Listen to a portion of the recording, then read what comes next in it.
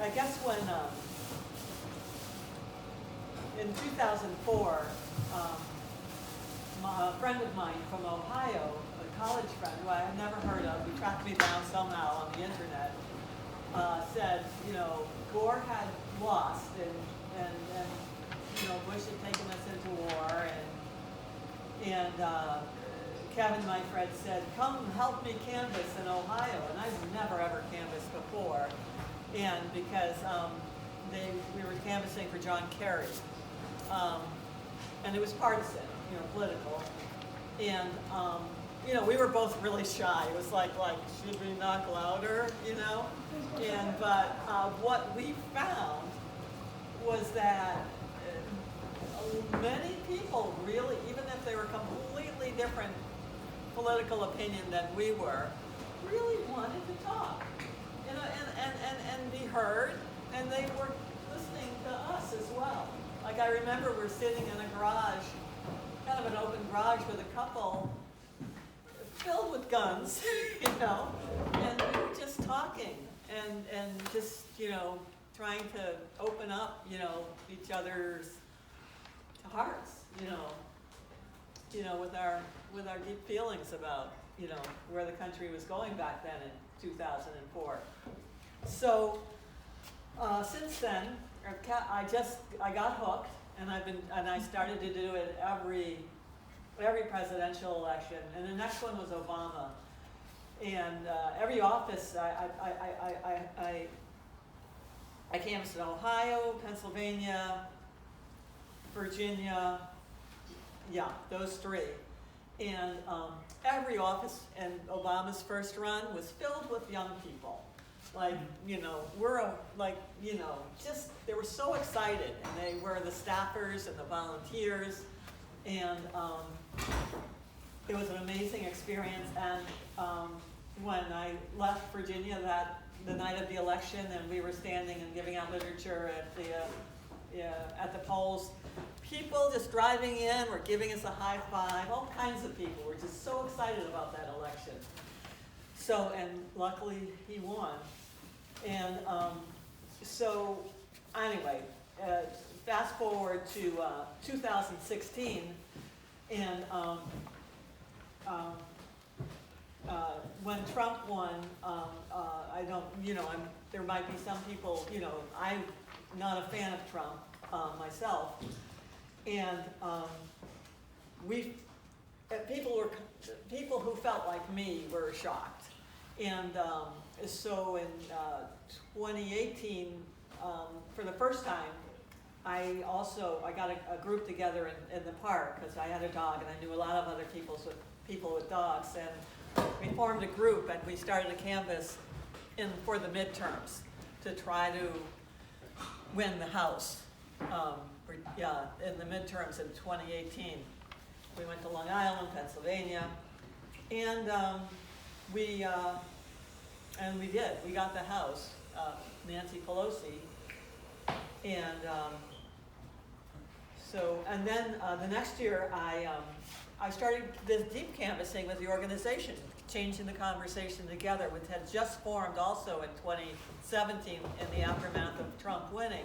They just sort of said, like, how can we've got to figure out what's going on. We got to reach across, you know, the divide. We have to, you know, we just have to have conversations. And deep canvassing had started in 2008 with a group in California. And I'll leave if any of you guys, you know, want to watch a video that really explains it. It's a TED Talk, 16 minutes. I can't show it here. But again, it was, it had started, this was because of, it's out of an LGBTQ center in Los Angeles. And gay marriage in California had won, and then there was a referendum and it was knocked down. And they thought, oh my God, we thought we were going to win, and look what happened, and we thought the country had moved in that direction. And so they had 15,000 conversations, these young people mostly, with people in the very areas that voted most against it. Not to say, what are you thinking, but more like, how does it make you feel? And, and just completely, again, non-judgmental conversations where people who voted against it could speak their minds and their hearts against it, and the people knocking on the doors, the young, mostly LGBTQ people, saying, well, and this is how it is for me, and this is the person I love in my life, and so they were able to cross, come to some common ground just by these amazing conversations, 15,000 of them. So when anyway, that helped, and then the next time it came up, it won. So I started canvassing with them in 2019, and once I learned the techniques, I thought, oh my God, this feels so Quaker to me. It's because, for me, Quakers are about, seeing the light in every other person. So I loved it. And so I brought it to the Quaker meeting, and Anne remembers this, and we had some workshops, and there's John Woolman. We called it channeling John Woolman. John Woolman was a Quaker back in the 1700s, and he was pretty instrumental in Pennsylvania and New Jersey in convincing the larger Quaker meetings and bodies to stop endorsing and being, in some cases, slaveholders. So it was really, he kind of started the whole anti-slavery, he didn't start it, but he was instrumental in furthering the anti-slavery movement in the 1700s in this country. And he did it by going farm to farm. I don't know the facts, but this is what I learned as a kid. And, he did it by conversations, like what this deep canvassing group has been doing. So, let's see, so, now we've, there's not very many, it's very hard to convince people to go knock on strangers' doors. People are kind of fearful of it, and you never know what you're going to encounter, but 90, a certain amount of the time people, I don't want to talk. 50% of the people will talk. 5% will say, go away, and be kind of horrible, right? So so now we've started something where we're trying to figure out a Quaker version of deep canvassing. And now, so we've been meeting since early August, and trying to feel our way through, because, some Quakers are very uncomfortable with being partisan or being political. They want it, to be nonpartisan. Linda Shirley really, she kind of like pushed us in not pushed, but she set out a direction of like, well, what about just, how would you describe it, Linda? Like crossing the divide, reaching out to people about, you describe it. I felt that this was, interest in fostering civil discourse in America is not just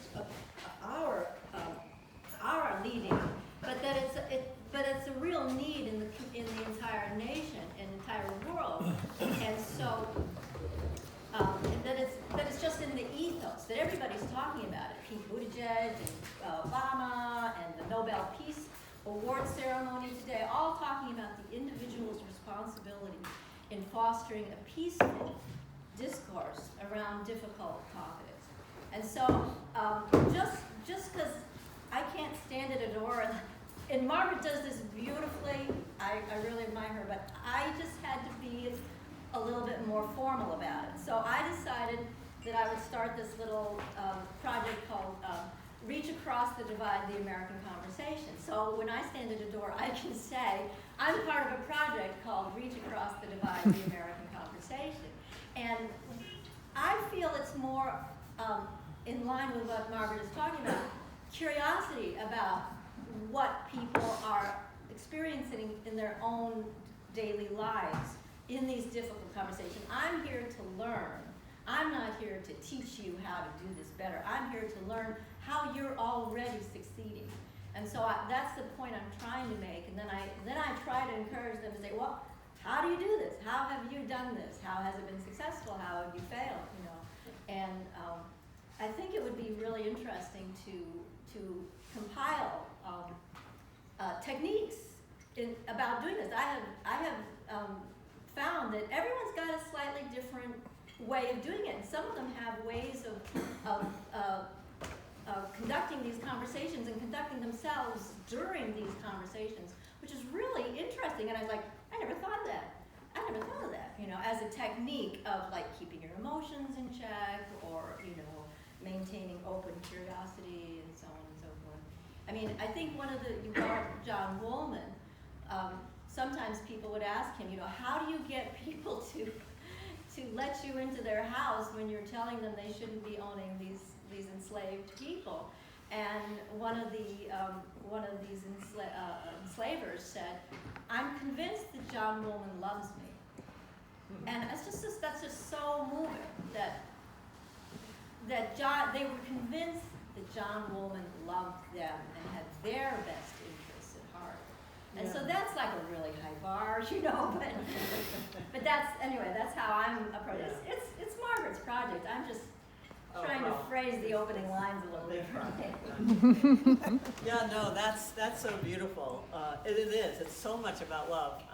You know, my group that's, you know, non-Quaker in the park with the dogs, like I say, you know, we go out and I said, you know, and I feel like, you know, I feel some of the conversations I've had and just like, we've just, in the short 15 minutes, you just love that person and you kind of feel they're loving you. And I tell my group, it's about love. And they just laugh at me and say, come on. That's a load of whatever. Anyway, and when we do go to the doors, I mean, Linda's saying something positive, but most people are having difficulty in their lives, you know, communicating when they're losing friends, and sometimes they're losing family members. So I think right now, before I keep talking, Ann and I